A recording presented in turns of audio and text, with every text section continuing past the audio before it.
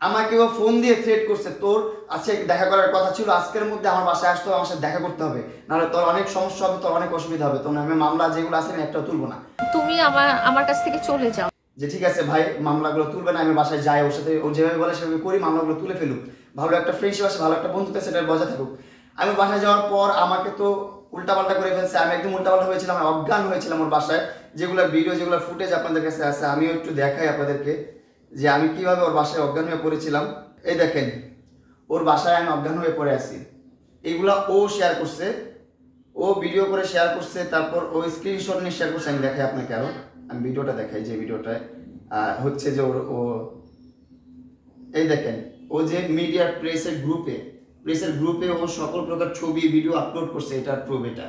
এই যে স্ক্রিনশট, এই যে ওই যে ওর স্ক্রিন রেকর্ড দেখেন, ও গ্রুপে পাঠাইছে, সেন্ড করে বলতেছে ও আমার বাসাতে ঘুমাচ্ছে। এই যে ও লেখছে ও আমার বাসাতে ঘুমাচ্ছে। আমি তাহলে কিভাবে জোর করে ওর বাসায় গেলাম আপনারা বলেন? আপনাকে বললাম না আমি কি করবো, আমার মাথায় ঢুকতেছে না ভাই, আমার মাথায় একভাবে ঢুকতেছে না, আমি কিভাবে আপনাদেরকে বুঝাবো, আমি বুঝাতে পারতেছি না। আমি যে কথা বলবো, আমার আমার সেন্সেও কোনো কিছু কাজ করতেছে না, আমি আপনাদেরকে কি বলে বুঝাবো, কিভাবে এক্সপ্লেন করবো সেটাও বুঝতেছি না আমি ভাই। ওর ইচ্ছে হলো ওর মামলা করলো, ইচ্ছে হলে মামলা করে, ইচ্ছে হলে মামলা করে, সাথে ওর যে অ্যাডভোকেটরা আছে, ওর লয়ার আছে, তারাও ওকে আরো বেশি উৎসাহিত করে যে ভুয়া মামলা করে কিভাবে ফাঁসানো যায়, কিভাবে ওর আটক করা যায়। ফাঁসানোর জন্য ওর লয়াররা উঠে পড়ে লেগে আছে। এই দেখেন এই দেখেন, আগের মামলাটা একটু হালকা হলেও এই মামলাটা অনেক শক্ত, এটা করলে আসামি ফেসে যাবে, এটা করলে আসামি বাঁচতে পারবে না, এইভাবে কনসাল্ট করে ওর লয়াররা।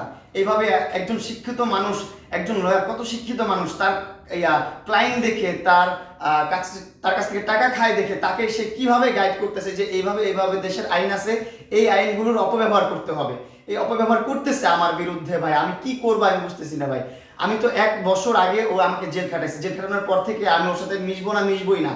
তারপর দেখতেছি মামলাগুলো তুলতে পারতেছি না, আমি কোনো কিছু করতে পারতেছি না, লাইফে নতুন কিছু করতে পারতেছি না, আমি দেশের বাইরে যাব, বিজনেস করব, সেগুলো করতে পারতেছি না, কোনো কিছু করতে পারতেছি না, মাথায় কোনো ধরনের কাজের আইডিয়া আসতেছে না, শুধুমাত্র টেনশন থাকে কখন আমার ওয়ারেন্ট বের হয়, কখন আমার হাজিরা দিতে যেতে হবে, কখন আমার ইয়ে করতে হবে। কারণ ও তো অগণিত মামলা করে রাখছে আমার নামে ভাই, ক্যান্টনমেন্ট থানায় অগণিত মামলা আমার নামে ভাই, অগণিত মামলা। 3টা মামলা করছে, 2টা জিডি করছে, আবার আদালত থেকে একটা করছে, টোটাল 6টা করছে, 6টা মামলা আমার নামে আছে, 6টা মামলা আমার নামে করে রাখছে। আমি কি করবো আমি বুঝতেছি না ভাই, আপনারা আমাকে একটু হেল্প করেন, আমাকে একটু সাহায্য করেন, আমি বাঁচতে পারতেছি না এইভাবে, এভাবে আমার দ্বারা হচ্ছে না।